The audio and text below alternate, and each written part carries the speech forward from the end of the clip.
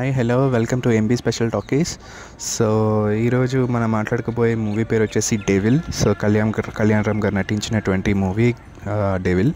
So ఈ మూవీలో వచ్చేసి కళ్యాణ్ రామ్ గారు ఎలా చేశారు అనేది ఈరోజు మనం ఈ మూవీ గురించి విశేషాలు మాట్లాడుకుందాం.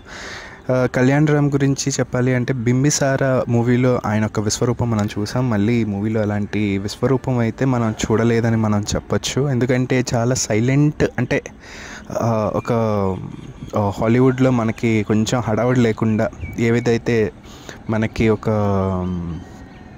సైలెంట్ మూవీగా, అంటే ఎట్లాంటి బీజిఎమ్స్ అట్లాంటివి ఏమీ లేకుండా ఒక స్పై మూవీలాగా తీయడానికి ప్రయత్నం చేశారు. అయితే ఇందులో కళ్యాణ్ రామ్ గారిది క్యారెక్టర్ కొంచెం స్పై మూవీలానే ఉంటుంది, ఒక గూఢాచారి టైప్ లాగా.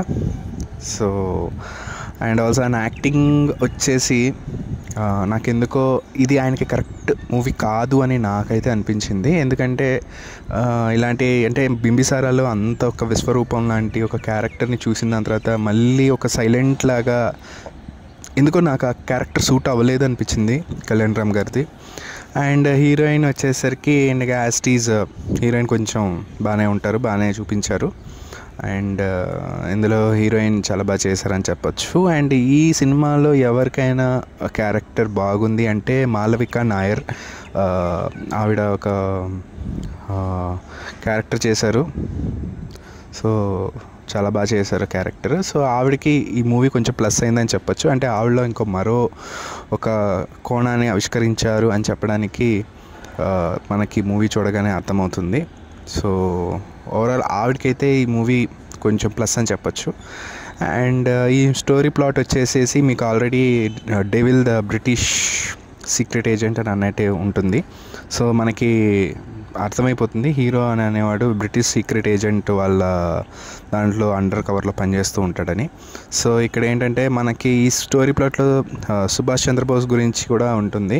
యాక్చువల్ సుభాష్ చంద్రబోస్ చంపాలి అని అనేది ఒక మిషన్ అనమాట.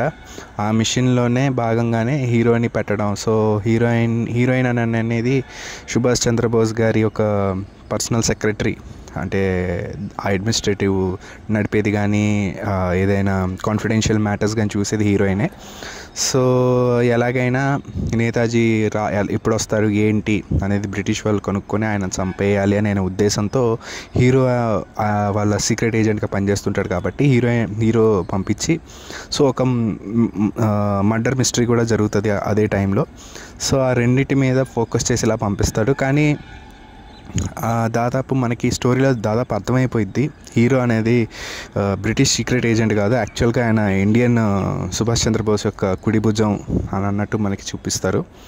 సో ఎందుకంటే ఏ హీరో కూడా బ్రిటిష్ అండర్ కవర్లో పనిచేస్తాడు సో అనేది ఏ ప్రేక్షకులు జీర్ణించుకోరు, ఏ ప్రేక్షకులు కూడా ఉండదు. కాబట్టి సో ఈ మూవీ గురించి అలా చెప్పచ్చు మనం.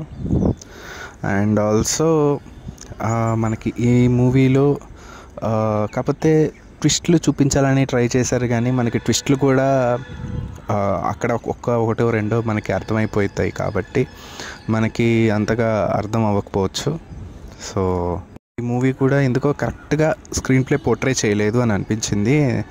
అండ్ ఆల్సో మంచి స్టోరీ ప్లాట్ ఉన్నదే, కానీ హీరో అనేది రాంగ్గా సెలెక్ట్ చేయడం జరిగిందని నాకు అనిపించింది. అండ్ ఆల్సో స్టోరీ కూడా అంటే పూర్తిగా ఇది డైరెక్టర్ చేతిలోకి తీసుకుంది కాదు, ఎవరో మధ్యలో స్క్రిప్ట్ని కిలికేసేసి చేసేసినట్టనే నాకు అనిపించింది.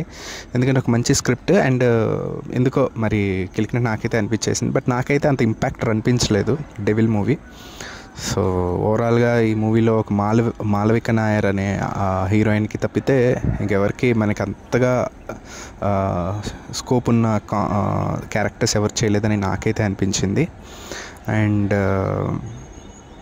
ఈ మూవీ తాలూకా నేనిచ్చే నా మూవీ క్రిటిక్ రివ్యూ ఎంత అంటే